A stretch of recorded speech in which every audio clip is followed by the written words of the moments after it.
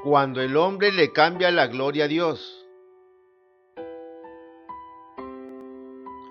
Desde que Dios se reveló y se hizo conocer al hombre, le dio instrucciones de cómo debería vivir, agradarle y adorarle. Todo ello expresado en mandamientos, estatutos y ordenanzas, los cuales debería cumplir el hombre para que le vaya bien sobre esta tierra. Y uno de los mandamientos que Dios dejó a través de su palabra lo encontramos en la Biblia Católica de Jerusalén, en el libro de Éxodo capítulo 20 versos 3 al 5, que nos dice: No habrá para ti otros dioses delante de mí. No te harás escultura ni imagen alguna de lo que hay arriba en los cielos, ni de lo que hay abajo en la tierra, ni de lo que hay en las aguas debajo de la tierra. No te postrarás ante ellas ni les darás culto, porque yo, Yahvé tu Dios, soy un Dios celoso, que castigo la iniquidad de los padres en los hijos, hasta la tercera y cuarta generación de los que me odian. ¿Quiénes están en el cielo? Pues Dios, Jesucristo, el Espíritu Santo, los ángeles, los patriarcas, los profetas, los apóstoles, María, la madre de Jesús, y todos los santos del Antiguo y Nuevo Testamento, de los cuales Dios prohibió hacer imágenes. Y en este sentido Dios prohibió al hombre que le creara imagen alguna, incluso de forma humana, así sea como una manera de veneración, recordación o culto. Amado lector, ¿sabe usted por qué Dios dijo eso? La respuesta la tenemos en el versículo 5 del Éxodo 20, que nos da cuenta que Dios es celoso. Y Dios es celoso por la razón que da Isaías en el capítulo 42, verso 8, que a la letra dice: Yo Yahvé, ese es mi nombre, mi gloria a otro no cedo, ni mi honor a los ídolos. Dios es celoso porque su gloria, honra y alabanza no lo comparte con nadie, así sea una representación de él en forma de escultura, imagen o ídolo, para veneración o recordación. El vocablo venerar, según la dirección electrónica que usted ve abajo, significa honrar, dar culto a lo sagrado y tener gran respeto a alguien por sus virtudes y cualidades. Sin embargo, los hombres hacen esto y le cambian la gloria a Dios. Muy amado lector, Dios también ordenó en Éxodo capítulo 20, verso 4, no te harás escultura ni de lo que hay abajo en la tierra. Y en la tierra hubieron hombres que llevaron una vida de santidad, que agradaron a Dios y le fueron fieles a Él hasta la muerte. Y Dios dice que no hay que hacer imágenes de ellos, rindiéndoles culto o veneración. Sin embargo, los hombres hacen esto y le cambian la gloria a Dios. Muy amado lector, hay voces que sostienen que para Dios es válido que se veneren las imágenes, y se basan en estos dos pasajes de la Escritura que citaré a continuación. Primero, Éxodo capítulo 25, verso 18 dice: Harás además 2 querubines de oro macizo, los harás en los dos extremos del propiciatorio. En la imagen usted está observando el arca del testimonio o del pacto, y los 2 querubines. 2. Números capítulo 21, versos 8 y 9 dice: Y dijo Yahvé a Moisés: Hazte un abrasador y ponlo sobre un mástil. Todo el que haya sido mordido y lo mire, vivirá. Hizo Moisés una serpiente de bronce y la puso en un mástil. Y si una serpiente mordía a un hombre y éste miraba a la serpiente de bronce, quedaba con vida. Si examinamos a simple vista Éxodo capítulo 25, verso 18, aparentemente Dios está de acuerdo que se hagan imágenes, por los 2 querubines que mandó hacer, pero déjeme decirle que dicho versículo está sacado fuera de contexto, y es necesario citarlo desde Éxodo capítulo 25, versos 10 al 39, que incluye el versículo 18 ya citado. En la imagen usted está viendo el arca del testimonio o del pacto. En Éxodo capítulo 25, versos 10 al 39, se hace referencia al arca del testimonio o arca del pacto, el cual era una caja de madera de acacia que contenía la vara de Aarón que reverdeció. Aarón era hermano de Moisés, el maná y las tablas de los 10 mandamientos para el pueblo judío. Lea Hebreos capítulo 9, versos 3 al 5.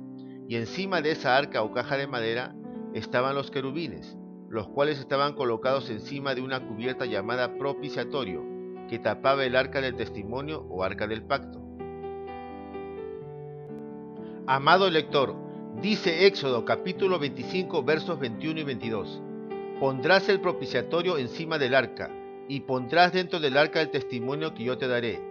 Allí me encontraré contigo desde encima del propiciatorio, de en medio de los dos querubines colocados sobre el arca del testimonio, te comunicaré todo lo que haya de ordenarte para los israelitas.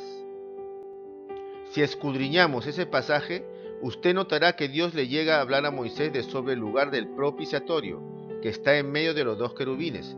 Pero ojo, aquí los querubines no están siendo honrados, entiéndase venerados o adorados, sino que el mismo Dios vivo está hablando cara a cara con Moisés. En otras palabras, la presencia de Dios estaba en el arca del pacto. En consecuencia, Dios prohíbe las imágenes para que sean honradas, sea venerados o adorados. Amado lector, ¿sabe usted por qué Dios mandó a Moisés que haga dos querubines para el arca del pacto? Por la sencilla razón de que en el cielo Él mora entre los querubines, y para sustentar ello voy a citar Salmos capítulo 80, verso 2, que dice: Pastor de Israel, escucha, tú que guías a José como un rebaño, tú que estás sentado entre querubines, resplandece. Segunda de Samuel capítulo 6, verso 2, da cuenta de que en el cielo Dios habita entre querubines, y dice así: Se levantó David y partió con todo el pueblo que estaba con él a Balá de Judá, para subir desde allí el arca de Dios, que lleva el nombre de Yahvé, Sebaot, que se sienta sobre los querubines. Los dos querubines que estaban en el arca del pacto jamás fueron venerados por el pueblo de Israel, ni mucho menos le quemaron incienso en señal de culto, cosa que sí hicieron con la imagen de la serpiente de bronce, desagradando a Dios. Esto lo veremos más adelante. Si el pueblo de Israel en algún momento dado hubiera dado culto a los dos querubines, tenga la seguridad que Dios la habría mandado a destruir, como sucedió con la serpiente de bronce. B. Si examinamos Números capítulo 21 versos 8 y 9, que dice: Y dijo Yahvé a Moisés: Hazte un abrasador y ponlo sobre un mástil. Todo el que haya sido mordido y lo mire, vivirá. Hizo Moisés una serpiente de bronce y la puso en un mástil. Y si una serpiente mordía a un hombre y éste miraba a la serpiente de bronce, quedaba con vida. El pasaje de Números capítulo 21 versos 8 y 9, a fin de que se pueda entender mejor, tiene que ser leído en todo su contexto y no tomarlo aisladamente. Y por ello se hace necesario leer de manera completa Números capítulo 21 desde el versículo 4 al 9. Números capítulo 21 versos 4 al 9 da cuenta que Dios castigó al pueblo de Israel por haber murmurado contra él y contra Moisés, y por eso los castigó con serpientes venenosas, y muchos judíos murieron. Y luego Moisés oró a Dios, y Dios dijo que todo el que mirara la serpiente de bronce iba a quedar sano. Posteriormente, dicha serpiente de bronce fue destruida, y esto lo dice Segunda de Reyes capítulo 18 versos 3 y 4, cuando reinaba en el reino de Judá el rey Ezequías. Y el texto dice así: Ezequías hizo lo recto ante los ojos de Yahvé enteramente como David su padre. Él fue quien quitó los lugares altos, derribó las estelas, cortó los hipos y rompió la serpiente de bronce que había hecho Moisés, porque los israelitas le habían quemado incienso hasta aquellos días. Se la llamaba Nehustán. Escudriñando esos pasajes, tenemos que el motivo por el cual la serpiente de bronce fue destruida se debió a que los hijos de Israel habían empezado a venerarla, quemándole incienso. Y Dios en Éxodo capítulo 20 verso 3 al 5 e Isaías capítulo 42 verso 8 nos dice que no debemos honrar imágenes, y por esta razón Dios ordena destruir las imágenes, quebrarlas y quemarlas. Por ello, en este pasaje bíblico se dice que el rey Ezequías hizo lo bueno y lo recto delante de Dios. ¿Ahora entiende usted por qué Dios no aprueba las imágenes para que éstas sean veneradas u honradas? Dios dice en su palabra en Hechos capítulo 17 versos 24 al 26 y Hechos capítulo 17 verso 29. El Dios que hizo el mundo y todo lo que hay en él, que es Señor del cielo y de la tierra, no habita en santuarios fabricados por manos humanas, ni es servido por manos humanas, como si de algo estuviera necesitado, el que a todos da la vida, el aliento y todas las cosas. Él creó de un solo principio todo el linaje humano, para que habitase sobre toda la faz de la tierra, fijando los tiempos determinados y los límites del lugar donde habían de habitar. Si somos, pues, del linaje de Dios, no debemos pensar que la divinidad sea algo semejante al oro, la plata o la piedra, modelados por el arte y el ingenio humano. Sin embargo, los hombres hacen esto y le cambian la gloria a Dios. Dios dice en su palabra en Salmos capítulo 115 versos 4 al 8: plata y oro son sus ídolos, obra de manos de hombres. Tienen boca y no hablan, tienen ojos y no ven, tienen oídos y no oyen, tienen nariz y no huelen, tienen manos y no palpan, tienen pies y no caminan, ni un solo susurro en su garganta. Como ellos serán los que los hacen, cuanto en ellos ponen su confianza. Dios dice en su palabra en Salmos 135 versos 15 al 18: los ídolos de las naciones, plata y oro, obra de manos de hombre, tienen boca y no hablan, tienen ojos y no ven, tienen oídos y no oyen, ni un soplo siquiera hay en su boca. Como ellos serán los que los hacen, cuantos en ellos ponen su confianza. Sin embargo, los hombres hacen esto y le cambian la gloria a Dios. Estimado lector, Dios dice en su palabra en Jeremías capítulo 10 versos 3 al 6: porque las costumbres de los gentiles son vanidad, un madero del bosque, obra de manos del maestro que con el hacha lo cortó, con plata y oro lo embellece, con clavos y a martillazos se lo sujeta para que no se menee. Son como espantapájaros en un campo de pepinos, que ni hablan, tienen que ser transportados porque no andan. No les tengáis miedo, que no hacen ni bien ni mal. No hay como tú, Yahvé, grande eres tú, y grande tu nombre en poderío. Jeremías capítulo 7, verso 18, habla de la reina del cielo, y Dios prohíbe el culto a este ídolo, que tiene sus orígenes en Babilonia, en la diosa Semiramis, que es representada junto a su hijo Tamuz como un culto a la madre y el niño. Los católicos llaman reina del cielo a María, la madre de Jesús.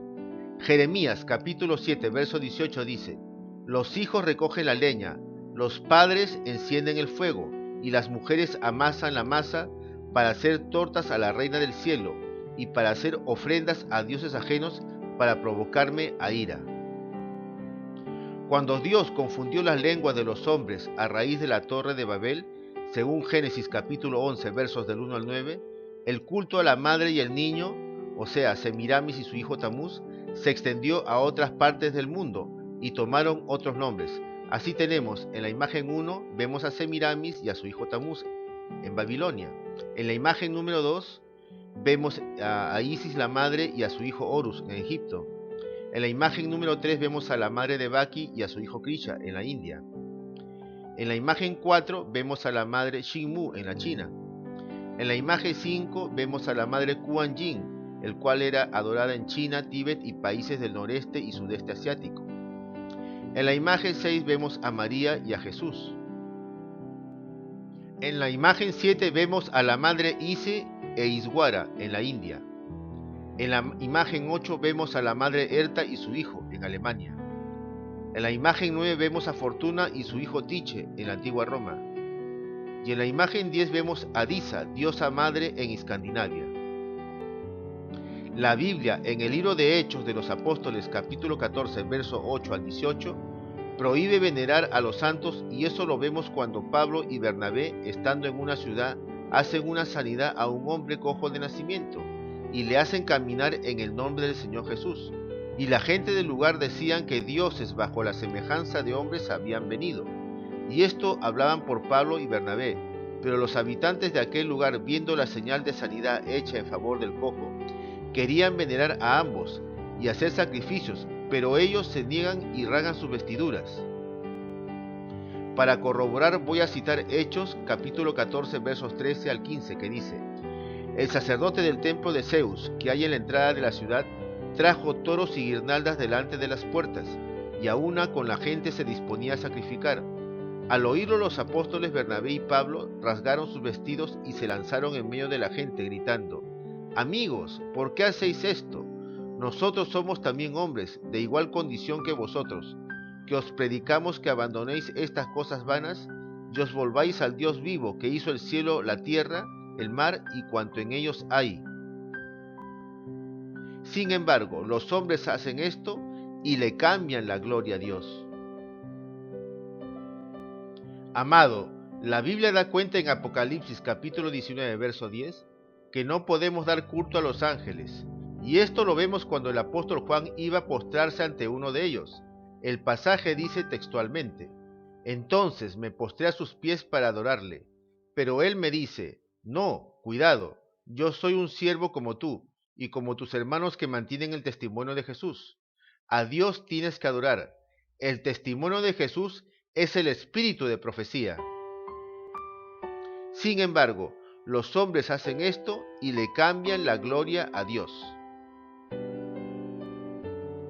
Muy amado lector, Dios dice en su palabra en Isaías capítulo 44 versos 9 al 11: Escultores de ídolos, todos ellos son vacíos, de nada sirven sus obras más estimadas. Sus testigos nada ven y nada saben, y por eso quedarán abochornados. ¿Quién modela un dios o funde un ídolo sin esperar una ganancia? Mas ved que todos sus devotos quedarán abochornados, y sus artífices, que no son más que hombres, se reunirán todos y comparecerán, y todos temblarán avergonzados. Distinguido lector, Dios dice en su palabra en Jeremías capítulo 10, versos 14 al 16: Todo hombre es torpe para comprender, se avergüenza del ídolo todo platero, porque sus estatuas son una mentira, y no hay espíritu en ellas. Vanidad son, cosa ridícula, al tiempo de su visita perecerán. No es así la parte de Jacob, pues él es el plasmador del universo, y aquel cuyo heredero es Israel. Yahvé Sebaot es su nombre. Sin embargo, los hombres hacen esto y le cambian la gloria a Dios. Muy amado, Dios dice en 1 Corintios capítulo 10 versículos 14 al 21: Por eso, queridos, huid de la idolatría. Os hablo como a prudentes. Juzgad vosotros lo que digo. La copa de bendición que bendecimos, ¿no es acaso comunión con la sangre de Cristo? Y el pan que partimos, ¿no es comunión con el cuerpo de Cristo? Porque aun siendo muchos, un solo pan y un solo cuerpo somos, pues todos participamos de un solo pan. Fijaos en el Israel según la carne. Los que comen de las víctimas, ¿no están acaso en comunión con el altar? ¿Qué digo pues? ¿Que lo inmolado a los ídolos es algo? ¿O que los ídolos son algo? Pero si lo que inmolan los gentiles, lo inmolan a los demonios y no a Dios. Y yo no quiero que entréis en comunión con los demonios. No podéis beber de la copa del Señor y de la copa de los demonios. No podéis participar de la mesa del Señor y de la mesa de los demonios. En otras palabras, detrás de un ídolo hay un demonio.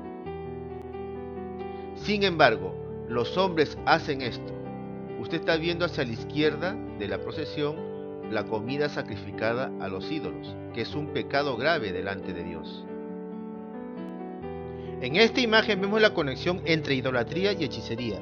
Aquí vemos estatuas de la Virgen sola y con el niño, estatua de santos, ofrenda a los espíritus consistente en comida y flores, y dos tótem, uno en forma de un muñeco y el otro una maceta.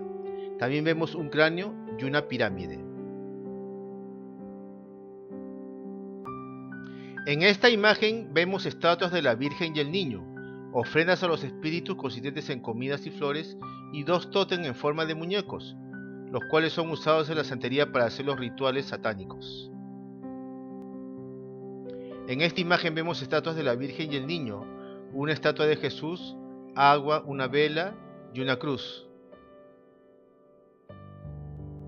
Deuteronomio capítulo 18, versículo del 10 al 12 nos dice: No ha de haber en ti nadie que haga pasar a su hijo o a su hija por el fuego, que practique adivinación, astrología, hechicería o magia, ningún encantador ni consultor de espectros o adivinos, ni evocador de muertos, porque todo el que hace estas cosas es una abominación para Yahvé tu Dios, y por causa de estas abominaciones desaloja Yahvé tu Dios a esas naciones delante de ti. Deuteronomio capítulo 4 versos 15 y 16 nos dice: Tened mucho cuidado de vosotros mismos, puesto que no visteis figura alguna el día en que Yahvé os habló en el Horeb de en medio del fuego. No vayáis a pervertiros y os hagáis alguna escultura de cualquier representación que sea figura masculina o femenina.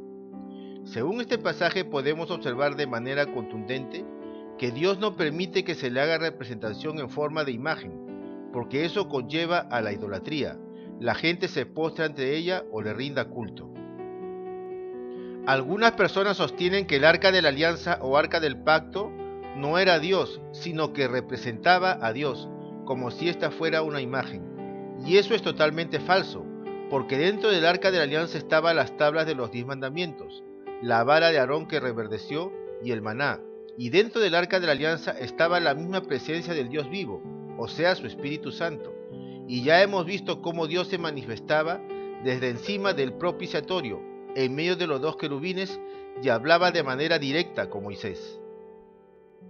Ahora bien, con un par de versículos adicionales se mostrará que dentro del arca estaba la misma presencia de Dios.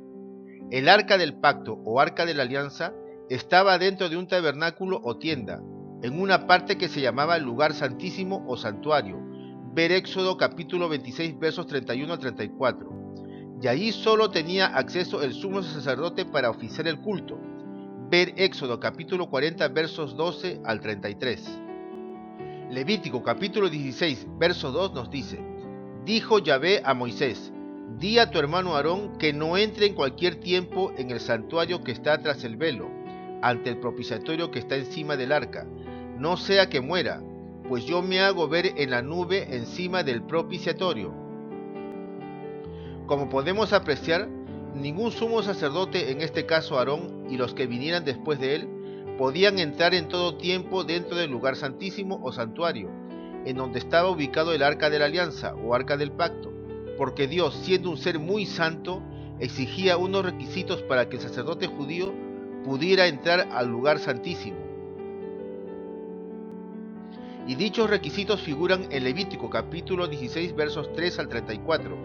Caso contrario, si no se observaban dichos requisitos, el sumo sacerdote moría delante de la presencia de Dios, y ya vemos que dicha presencia divina estaba en el lugar santísimo, porque hemos leído que la presencia de Dios se hacía notar en la nube, encima del propiciatorio, y era allí cuando hablaba con Moisés. Por lo tanto, el arca del pacto o arca de la alianza, que estaba situado dentro del lugar santísimo, no representaba a Dios, sino que la presencia de Dios estaba en el arca del pacto. Levítico capítulo 9 da cuenta de los sacrificios del sacerdote Aarón en el tabernáculo o tienda, y cuando estos se efectuaron apareció la gloria de Dios, o sea, su presencia. Sin embargo, Levítico capítulo 10 versículos 1 y 2 nos dice: Nadab y Abiú, hijos de Aarón, tomaron cada uno su incenciario, pusieron fuego en ellos y tras echar incienso encima, ofrecieron ante Yahvé un fuego profano, que él no les había mandado. Entonces salió de la presencia de Yahvé un fuego que los devoró, y murieron delante de Yahvé. Note cómo los 2 hijos de Aarón murieron dentro del tabernáculo, donde estaba situado el arca del pacto o arca de la alianza, en cuyo interior estaba la presencia de Yahvé, y el fuego de Dios los devoró a ambos por ofrecer un incienso profano. Primera de Samuel capítulo 4 y 5 da cuenta de cómo los filisteos capturaron el arca del pacto, y el capítulo 6 nos habla la manera de cómo los filisteos la devuelven. Y el arca llega al pueblo hebreo de Bet-Semes. Luego ellos hacen algo indebido y por ello, Primera de Samuel capítulo 6 verso 19 nos dice que por mirar el pueblo de Bet-Semes el interior del arca del pacto, Dios castiga duramente a 70 hombres, por lo que hubo duelo en dicha ciudad. Y esta mortandad ocurrió porque ellos miraron el interior del arca del pacto o arca de la alianza, donde estaba la presencia del Dios vivo. Segunda de Samuel capítulo 6 versículos 5 al 7 nos dice: David y toda la casa de Israel bailaban delante de Yahvé con todas sus fuerzas, cantando con cítaras, arpas, adufes, sistros y cimbalillos. Al llegar a la era de Nacón, extendió Usa la mano hacia el arca de Dios y la sujetó, porque los bueyes amenazaban volcarla. Entonces la ira de Yahvé se encendió contra Usa. Allí mismo le hirió Dios por este atrevimiento y murió allí, junto al arca de Dios. Amado lector, en este pasaje observamos que Usa extendió su mano para sujetar el arca del pacto, que se estaba cayendo de los lomos de los bueyes, y por esa temeridad Dios lo hirió de muerte. La escritura no dice que este hombre era de la tribu de Leví, pues ellos eran los únicos encargados de transportar el arca en hombros, y no en un asno, porque así lo estipuló Dios en Primera de Crónicas, capítulo 15, versículos 14 y 15, y Éxodo capítulo 25, versos 13 y 14.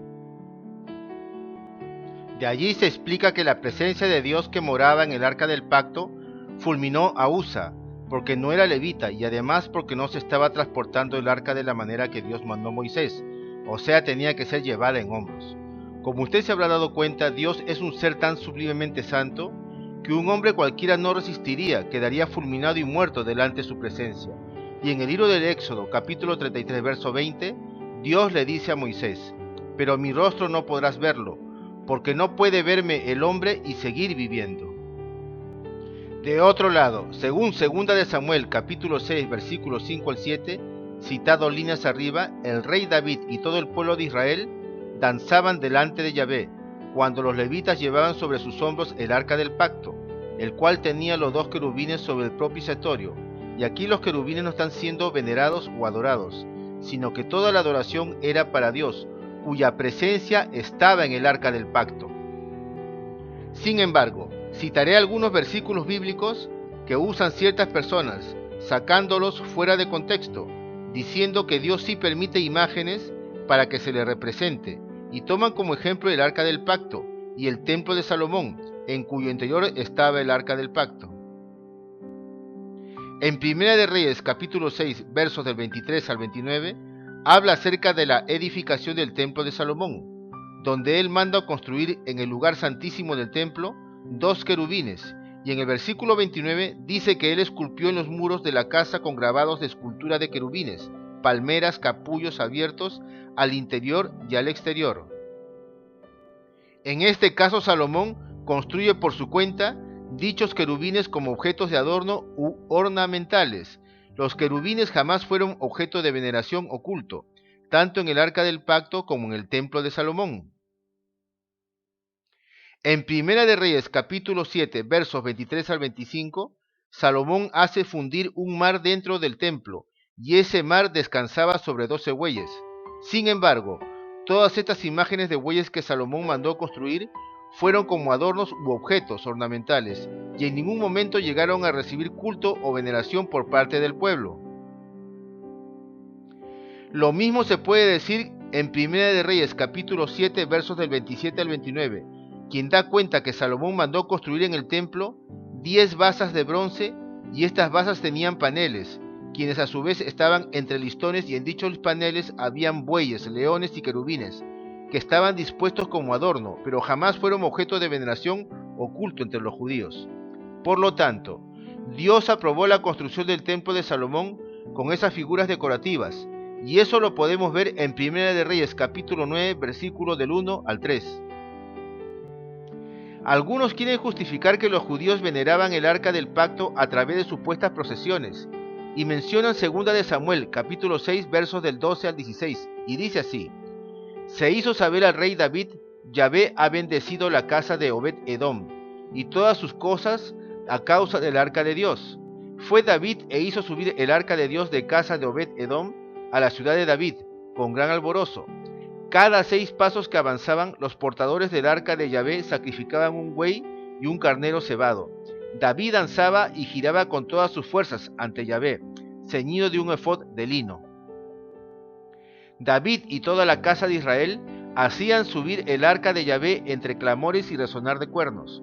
Cuando el arca de Yahvé entró en la ciudad de David, Mical, hija de Saúl, que estaba mirando por la ventana, vio al rey David saltando y girando ante Yahvé, y lo despreció en su corazón.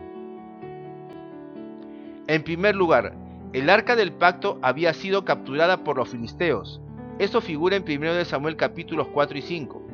Luego, ellos, al ser castigados por Dios con terribles tumores, toda vez que dentro del arca del pacto estaba la presencia de Dios, deciden devolverla a los judíos en el pueblo de Bet-Semes y lo entregan en un carro llevado por bueyes, sin nada de gente. Esto figura en 1 Samuel capítulo 6 versos 7 y 8. Es evidente que allí no hubo procesión. Y como el arca del pacto tuvo que cambiar de lugar en ciertas ocasiones, finalmente llega a tener un destino definitivo, y eso ocurrió cuando fue llevada al templo de Salomón, y de allí en adelante los judíos jamás volvieron a sacarla de allí, porque Dios jamás dio la orden expresa de pasar el arca del pacto cada año, como hacen las procesiones actuales de ídolos, los cuales son sacados de los templos católicos para rendirles culto. Los filisteos devuelven el arca del pacto a los judíos de la ciudad de Bet-Semes. Esto figura en 1 Samuel capítulo 6, y como mencioné líneas arriba, ellos se atrevieron a mirar el interior del arca, y la presencia de Dios los hirió, muriendo 70 hombres, porque ellos no estaban autorizados para ello. Solo la tribu de Leví era la encargada de oficiar el culto. Posteriormente, el arca es llevado de Bet-Semes a la ciudad de Kiriat Jearim, donde estuvo 20 años en casa de Abinadab, según 1 Samuel capítulo 7 versos 1 y 2, y en todo ese tiempo no volvieron a sacar el arca. Luego el arca es llevada a la casa de Obed-Edom, pero antes de llegar allí, Usa temerariamente sostiene con sus manos el arca, que era llevada en una carreta por bueyes, quienes estaban tropezando, y la presencia de Dios que habitaba en el arca lo mató, tal como mencioné anteriormente. Finalmente, el rey David hace llevar el arca de la casa de Obed-Edom a Jerusalén, tal como dice 2 Samuel capítulo 6 versos 12 al 16, cuando David danzaba y giraba con todas sus fuerzas ante Yahvé, y lo hacía así porque él era consciente de que la presencia real de Dios estaba en el arca, y esto ya se ha demostrado anteriormente. Del mismo modo, cuando con motivo de llegar el arca, cada 6 pasos se sacrificaba un buey y un carnero, tales sacrificios no eran hechos para el arca, sino para Dios, cuya presencia real estaba en el arca. Los que quieren justificar la veneración de imágenes sostienen que David danzaba para el arca, que a su vez representaba a Dios, y eso es falso. Repito, el arca no representaba a Dios, sino que dentro de ella estaba la presencia real de Dios. He allí la gran diferencia. Josué capítulo 7 verso 6 dice: Josué desgarró sus vestidos, se postró rostro en tierra delante del arca de Yahvé hasta la tarde, junto con los ancianos de Israel, y todos esparcieron polvo sobre sus cabezas. Aquí hay un acto de adoración de Josué y de los ancianos de Israel, no al arca del pacto, sino a la presencia de Dios que habitaba en el arca de Dios. Definitivamente, el arca del pacto no representaba a Dios. El Salmo 95, verso 6, nos da una definición de adoración. Entrad, adoremos, postrémonos de rodillas ante Yahvé que nos ha hecho. Vemos pues que adorar significa postrarse y arrodillarse delante de Dios, por lo que Él es, o sea, santo, misericordioso, amoroso, omnipotente, omnisciente, omnipresente, etcétera, etcétera. Sin embargo, es muy común ver que la gente se postra y arrodilla delante de una imagen, que según ellos representa a Dios. Sin embargo, Dios dice en Isaías capítulo 42, verso 8, Yo Yahvé, este es mi nombre, y a otro no daré mi gloria, ni mi alabanza a esculturas. Vemos que tal acto de postrarse ante una imagen se llama idolatría, porque la adoración solo se le debe a Dios. Quiero hacer una aclaración, y es que en la Biblia hay pasajes de personajes bíblicos que se postraban ante otras personas, obviamente no en señal de adoración, sino de respeto, ya que ello era una costumbre social de la época antigua. Por ello, según esta dirección electrónica que usted está viendo en pantalla, la palabra postrarse significa ponerse una persona de rodillas ante otra en señal de respeto. Apreciado lector, Dios dice su palabra en 2 de Corintios capítulo 6, versos del 16 al 18, ¿Qué conformidad hay entre el santuario de Dios y el de los ídolos? Porque nosotros somos santuario de Dios vivo. Como dijo Dios, habitaré en medio de ellos y andaré entre ellos.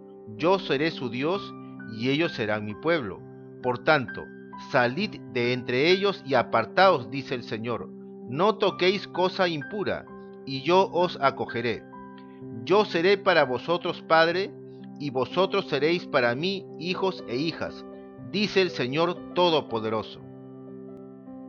Sin embargo, los hombres hacen esto. Amado lector, ¿qué ordena la Biblia hacer con los ídolos o imágenes? La respuesta está en Deuteronomio capítulo 7, verso 5, que nos dice: por el contrario, esto es lo que haréis con ellos: demoleréis sus altares, romperéis sus estelas, cortaréis sus columnas y prenderéis fuego a sus ídolos. Quiero relatar una experiencia que tuve hace años. Sucede que mi madre, antes de recibir a Cristo en su corazón como Señor y Salvador, era una persona idólatra, pero cuando lo recibió como su único Salvador, dejó de venerar ídolos, y ella luego se despojó de todo vestigio de idolatría. Sin embargo, yo un día haciendo limpieza en mi casa, encuentro en el closet de ella un cuadro de un ídolo llamado Corazón de Jesús, y bueno, tuve que hacer lo que me ordena la Biblia en Deuteronomio capítulo 7, verso 5, de quemarlo. Pero antes de hacerlo, leí el Salmo 91 en voz alta, y luego oré a Dios citando el versículo de Mateo capítulo 18, versículo 18, que dice: y todo lo que atéis en la tierra será atado en los cielos, y todo lo que desatéis en la tierra será desatado en los cielos. Y conforme a esa promesa de Cristo en su palabra, yo até en el nombre de Jesús al espíritu de idolatría, y luego oré en voz alta el versículo de Lucas capítulo 10, verso 19, que dice: he aquí os doy potestad de hollar serpientes y escorpiones, y sobre toda fuerza del enemigo, y nada os dañará. Acto seguido me dispuse a quemar el ídolo Corazón de Jesús, y cuando estaba a punto de hacerlo, un espíritu inmundo o demonio se manifestó en mi casa, porque sentí que algo muy frío recorría mi cuerpo al punto que se me erizaban los vellos, y sentía escalofrío. En realidad, cualquier persona que haya tenido alguna experiencia con un espíritu inmundo o demonio sabe que la presencia maligna se siente a través de un frío en tu cuerpo y que la piel se pone como de gallina. Es decir, el diablo sabía que yo iba a quemar el ídolo Corazón de Jesús, y cuando procedí a quemarlo, le aseguro que no se podía consumir por el fuego. Entonces yo seguí orando con mayor fervor a Dios, hasta que después de un buen rato, el cuadro de ese ídolo se quemó por completo, y ya dejé de sentir la presencia maligna en mi casa, y luego sentí la paz de Dios. Por ello le puedo asegurar con conocimiento de causa, que detrás de un ídolo hay un demonio. ¿Qué dice la palabra de Dios respecto de todos aquellos que veneran ídolos o imágenes? La respuesta a esta interrogante la encontramos en los siguientes pasajes del Evangelio. A. Primera de Corintios capítulo 6, versos 9 y 10. ¿No sabéis acaso que los injustos no heredarán el reino de Dios? No os engañéis, ni los impuros, ni los idólatras, ni los adúlteros, ni los afeminados, ni los homosexuales, ni los ladrones, ni los avaros, ni los borrachos, ni los ultrajadores, ni los rapaces heredarán el reino de Dios. B. Apocalipsis capítulo 21, verso 8 dice: pero los cobardes, los incrédulos, los abominables, los asesinos, los impuros, los hechiceros, los idólatras y todos los embusteros tendrán su parte en el lago que arde con fuego y azufre, que es la muerte segunda.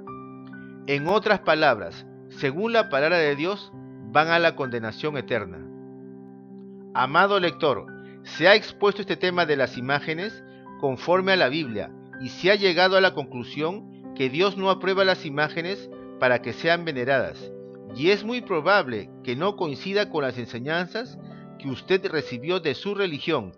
En ese caso, usted está con dos opciones: o bien le cree a Dios y a lo que dice en su palabra, o bien le cree a su religión. Si decide creer a su religión, le está haciendo a Dios mentiroso, porque no le está creyendo a lo que Él dice en su palabra. Pero si decide creer a la palabra de Dios, es porque Él es veraz y todo hombre mentiroso, según lo dice Romanos capítulo 3, verso 4. Si usted ha llegado hasta el final de esta presentación, le felicito de corazón por su valentía y le invito a que reciba mediante una oración a Jesucristo como su único y suficiente Salvador. Oración para recibir a Cristo como Salvador. Haga la oración conmigo en voz audible y no con el pensamiento.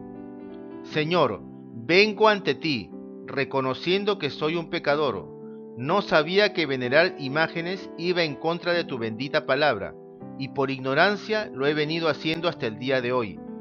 Padre Santo, te pido que perdones todos mis pecados, me arrepiento de ellos, renuncio a toda idolatría y que la sangre de Jesucristo me limpie todo mi ser, espíritu, alma y cuerpo.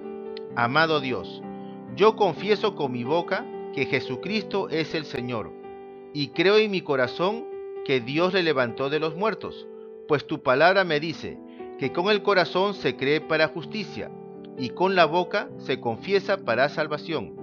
Inscribe mi nombre en el libro de la vida, que tu Espíritu Santo entre a morar a mi corazón, y me haga una nueva criatura para amarte, seguir tus caminos, servirte, guiarme a toda verdad y serte fiel hasta la muerte. Amado Dios, te doy las gracias por esta nueva oportunidad que me brindas. En el nombre de Jesús. Amén.